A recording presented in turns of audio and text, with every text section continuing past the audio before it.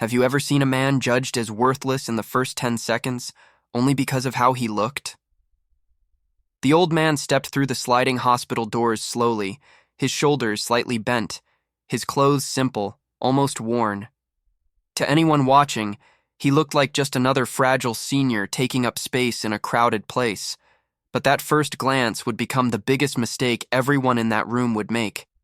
His breathing was shallow, his hand pressed discreetly against his side, yet his eyes stayed calm, too calm for someone in pain. That calm wasn't weakness, it was discipline. At the reception desk, he waited and waited. The clerk barely looked up, tapping on a keyboard, sighing loudly as if the man's presence itself was an inconvenience. When the old man quietly asked for help, his voice steady but tired, the response came sharp and dismissive. "You'll have to wait like everyone else," she said, already turning away. No eye contact, no empathy. Just bureaucracy wrapped in arrogance. People around noticed. Some avoided looking, others stared with mild annoyance, as if he were responsible for slowing down their day.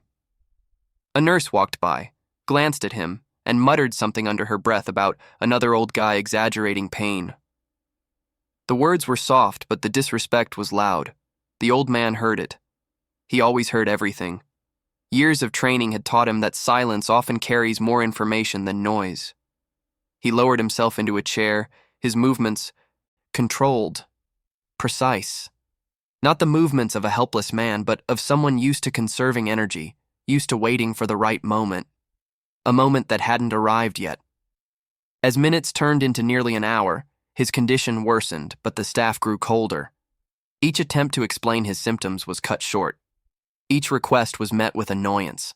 The system wasn't just failing him, it was actively humiliating him. What no one realized was that the old man wasn't confused, lost, or powerless. He was observing, memorizing faces, listening to tones, measuring respect, or the complete lack of it. And when a doctor finally glanced at his chart and scoffed at an old, folded document tucked inside his jacket pocket, something subtle shifted. The man's jaw tightened just slightly. A signal so small it went unnoticed. Because this wasn't the first time he'd been underestimated. And it wouldn't end the way they expected. If you're still here, then you already feel it. This isn't just another hospital story. This is about respect, about judgment, about what happens when people decide someone has no value just because they look weak. And I want you to stay with me, because what's coming next is the moment that flips everything upside down. But before we go further, I want to hear from you. Have you ever witnessed someone being humiliated in public? Someone who didn't deserve it at all? Or maybe you've been that person, ignored and dismissed while everyone acted like you were, invisible. Drop a comment and tell me what happened, because stories like this hit harder when we realize how real they are. And here's something important.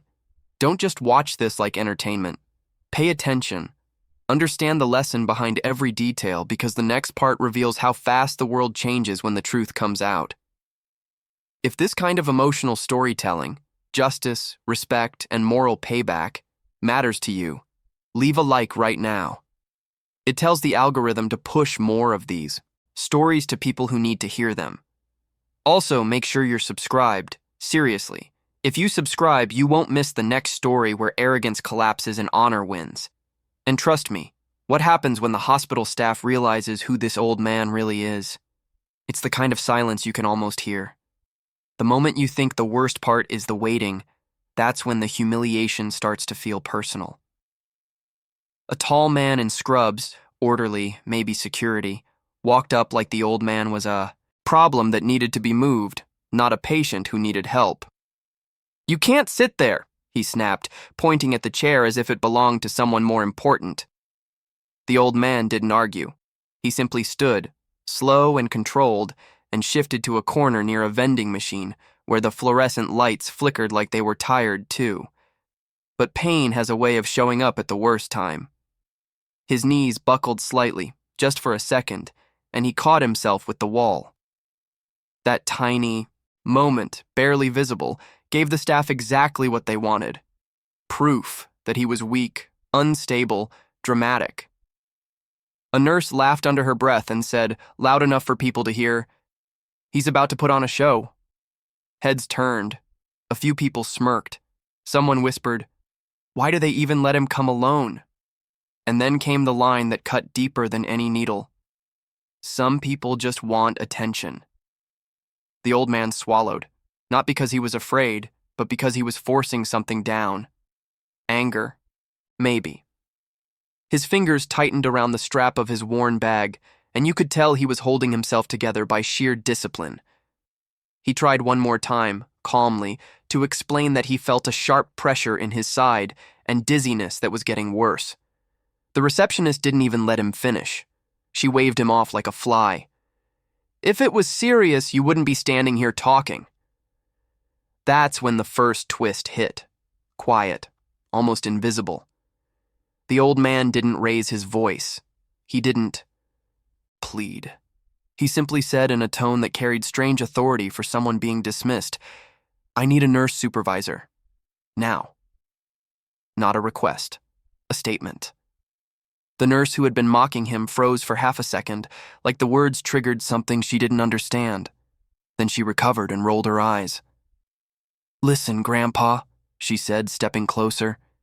"You don't order people around in here." She leaned in, close enough for him to smell the antiseptic on her breath. "This isn't the army." The air changed, because the old man's eyes lifted, steady, sharp, almost clinical, and for the first time, the calm on his face didn't look like patience. It looked like a warning, and just when the room started to buzz with that ugly energy people get when they feel safe ganging up on someone, a younger nurse, new badge, nervous hands, walked by and noticed something the others missed. A faint mark on the old man's wrist. Not a hospital band, something older, something official-looking, like it had been burned into memory rather than skin. She stared a moment too long, then glanced down at his bag where an old folded document peeked out again. She didn't say anything yet, but her expression shifted from annoyance to uncertainty, and then to alarm. Because she recognized one word printed on the corner of that paper, and it wasn't a hospital form. Have you noticed how the most dangerous truths are often dismissed with a laugh? The young nurse couldn't shake what she'd seen, while the others went back to their routines, jokes, eye rolls, paperwork. The word on that folded document burned in her mind. She had only seen it once before, during a training seminar she barely remembered, when an instructor spoke about emergency protocols involving military personnel. Back then, it had sounded theoretical, abstract, not something that would ever walk into a civilian hospital unannounced. She circled back casually, pretending to check a supply cart, her eyes flicking toward the old man's bag. The document was old, creased, the ink faded, but the insignia was unmistakable. Not decorative, not symbolic, official. And the name typed beneath it. That name carried weight in a world far removed from hospital hallways. The old man noticed her hesitation. Of course he did. He had spent a lifetime reading people without them realizing it. When their eyes lingered too long. When their breathing changed. When doubt replaced confidence. He met her gaze for just a second and gave a nearly imperceptible nod, not asking for help, acknowledging awareness. She swallowed and stepped closer. "Sir," she whispered, careful not to draw attention, "that paper, is it current?" Her voice trembled despite her effort to sound professional. Before he could answer, a doctor interrupted, snatching the chart from her hands. "We've been over this," he said sharply. "He's stable enough to wait. Stop wasting time." He glanced at the old man, smirked, and added, "Unless you're hiding something we should know about." The irony almost cracked the room open. The old man didn't respond immediately. He slowly reached into his bag, adjusted the document, and tucked it deeper inside, as if deciding the timing wasn't right yet. "Not hiding," he said calmly. "Just waiting." That answer unsettled the nurse more than any protest would have. Waiting. For what? For who? Her heart started to race as pieces fell into place. The calm under pressure, the posture, the command in his voice when he'd demanded a supervisor. None of it matched the fragile image everyone had projected onto him. She moved toward the nurse's station and quietly picked up the phone, her hands shaking now. She didn't dial an internal number. She used a code she'd never expected to use outside of drills. When the call connected, she gave only the name and a short description. The voice on the other end went silent. Then came a single sentence that made her blood run cold. "Do not let him leave. We're on our way." As she hung up, a low, distant thumping echoed faintly through the glass windows, so subtle that most people didn't notice. But the old man did. His shoulders relaxed for the first time since he'd arrived, because that sound wasn't random, and it was getting closer. At this point, the hospital wasn't just being careless. It was becoming reckless. The old man's condition visibly worsened. His skin turned pale, a thin layer of sweat forming along his temples, yet the staff remained locked in their assumptions. To them, he was still just an elderly man exaggerating discomfort, someone who didn't understand how things worked anymore. A doctor glanced at the monitor, shrugged, and muttered something about age-related issues before walking away mid-sentence. That was the moment the young nurse stepped in again, this time more firmly. "He needs to be evaluated now," she said, her voice tight. "His vitals are changing." The response was immediate and humiliating. The senior nurse snapped back, accusing her of being dramatic, of letting emotions override protocol. "You're new," she said loudly, making sure others heard. "You'll learn not to panic over every old man who walks in." The old man listened in silence as the argument unfolded around him, like a familiar battlefield. He had seen this pattern before, authority protecting itself, refusing to admit vulnerability, even when lives were at risk. He adjusted his posture slightly, straightening despite the pain, and for a brief second his presence felt heavier, as if the room had shrunk around him. A wheelchair was brought, not as assistance, but as containment. He was parked near a wall, out of sight, out of mind. The message was clear. "Wait quietly. Don't cause trouble." The young nurse protested again, only to be told to clock out early if she couldn't handle pressure. Then something dangerous happened. The old man's hand slipped from his side, and his breathing faltered. Not dramatically, not loudly, just enough to be missed by people who had already decided he wasn't important. The nurse noticed immediately and rushed over, calling for help. For a split second, panic flickered across the staff's faces. Then irritation replaced it. "Don't make this bigger than it is," someone said. That was when the old man finally spoke again. "This is exactly how men die when institutions forget what duty means." His voice wasn't weak. It carried. Conversation stopped. Even the doctor turned back, unsettled by the clarity and weight behind those words. But pride won. They ignored him again. Outside, the low rhythmic thumping grew louder now, no longer ignorable. Windows vibrated slightly. Patients stood and pressed their faces to the glass. Someone asked, confused, "Is that a helicopter?" The old man closed his eyes, not in fear, but in certainty. Because when systems fail, something else steps in. And whatever was coming wasn't interested in excuses. At first, the staff tried to pretend it wasn't happening. The deep, rhythmic thumping outside grew louder, heavier, impossible to dismiss as news traffic or a medical transport passing by. The windows began to hum, a low vibration rippling through the waiting area. Conversations died mid-sentence. Phones were lowered. Even the most arrogant among them felt it, that instinctive tightening in the chest when something powerful is approaching and you don't control it. A receptionist walked to the window and frowned. "That's not scheduled," she muttered. A doctor checked his watch, irritated more than concerned. "Probably a drill," he said, though his voice lacked conviction. The young nurse knew better. Her hands trembled as she watched the aircraft descend beyond the parking lot, its shadow sweeping across the building like a warning. The helicopter wasn't white. It wasn't marked with hospital insignia.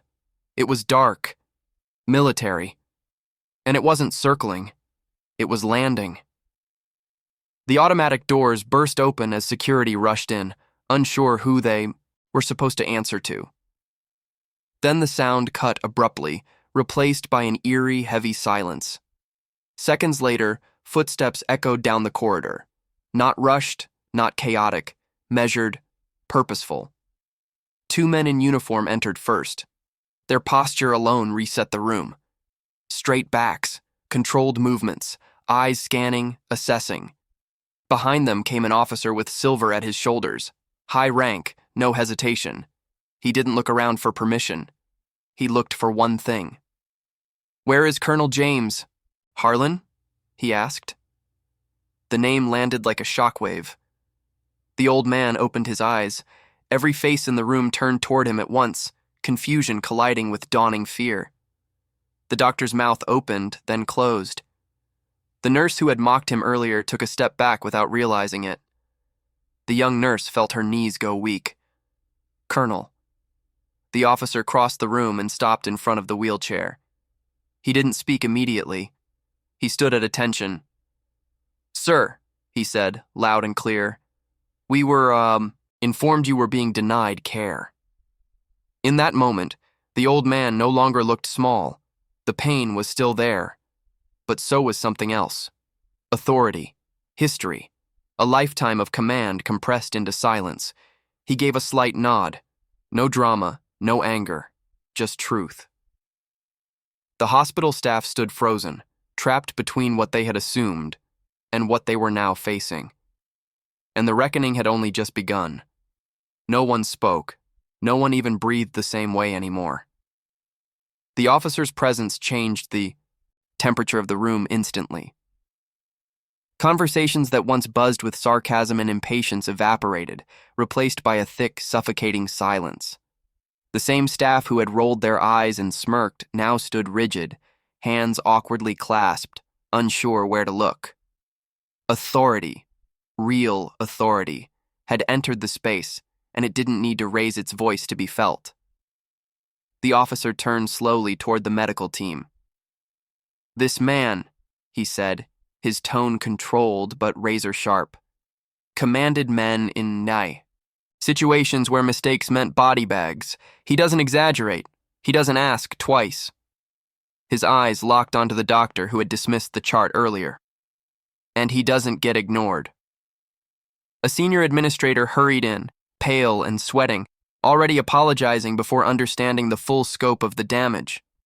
Words like miscommunication and unfortunate oversight spilled out in a desperate attempt to regain control. The officer cut him off with a raised hand. Silence snapped back into place. "We have timestamps, we have witnesses, and we have protocol violations," he said. "You failed him. Repeatedly." The old man remained quiet, watching. He had seen this moment before, the instant when arrogance realizes it miscalculated, when power shifts without warning. The nurse who had mocked him couldn't meet his eyes now. Her confidence collapsed inward, replaced by something close to fear. The young nurse stood frozen, torn between relief and disbelief, her instincts finally validated. A medical team was assembled immediately. Equipment appeared as if by magic. Suddenly, his symptoms mattered. Suddenly, there was urgency. The contrast was brutal. Nothing about the old man had changed, only the story people told themselves about who he was. As he was prepared for treatment, the officer leaned closer. "We're here, sir," he said quietly. The old man nodded once. "I know," he replied. The words weren't gratitude. They were expectation. Around them, the staff stood in humiliating stillness, forced to confront an uncomfortable truth. Respect hadn't been absent because of policy. It had been absent because of judgment. and judgment, once exposed, leaves no one to hide behind. The hospital no longer felt like the same place. What had once been a space filled with indifference and quiet cruelty was now heavy with shame. Every step echoed louder. Every movement felt observed. The staff who had dismissed the old man now moved carefully, almost nervously, as if the walls themselves were watching. Respect, once denied so casually, was now forced into existence, but it arrived too late to erase what had already happened. The old man was transferred with precision and care, surrounded by professionals who suddenly remembered every rule, every oath, every word about dignity and duty. As they worked, fragments of his past surfaced, not through boasting, but through whispered confirmations between officers and administrators, years of service, commands issued, under fire, lives saved. Burdens carried in silence long after the uniform was folded away. The young nurse watched it all unfold, her chest tight with emotion. She realized something that would stay with her forever. True authority doesn't announce itself. It doesn't demand attention.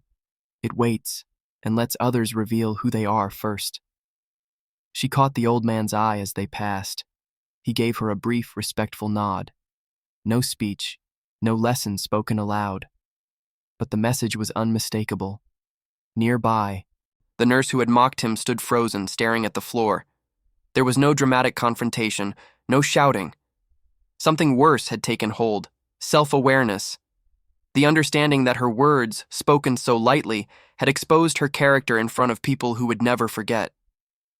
That silence around her wasn't mercy. It was judgment. An administrator attempted one last apology, rehearsed and hollow. The officer listened, then said simply, "Respect isn't something you offer when it's convenient." Nothing more was needed. The sentence landed with finality. As the doors closed and the old man was wheeled away, the waiting room exhaled. Strangers exchanged looks, some shaken, some reflective, some quietly satisfied. They had witnessed something rare. Injustice confronted, arrogance humbled, honor restored without spectacle. The lesson lingered in the air, heavy and undeniable. Never underestimate someone by what you see, because some men carry their power in silence until the world forces it to speak. If you made it all the way to the end, you're the kind of person who understands what this story is really about: respect, honor, and the hard truth that people often judge far too quickly. So before you go, do one simple thing for me. Subscribe to the channel. When you subscribe, you make sure you don't miss the next story where arrogance gets exposed and justice finally speaks. Now I want you to comment something specific, so I know you truly stayed and understood the message. Type this in the comments. Never judge by appearances. That phrase is the core of everything you just watched, and I want to see how many people here actually believe it. And if this story hit you emotionally, if you felt that anger, that tension, and that satisfaction when the truth was revealed, leave a like. It helps this video reach more people who value respect, discipline, and moral justice. One more thing. Don't stop here. Click the next video that's appearing on your screen right now. It's another story where someone is underestimated, and the payoff is even more powerful.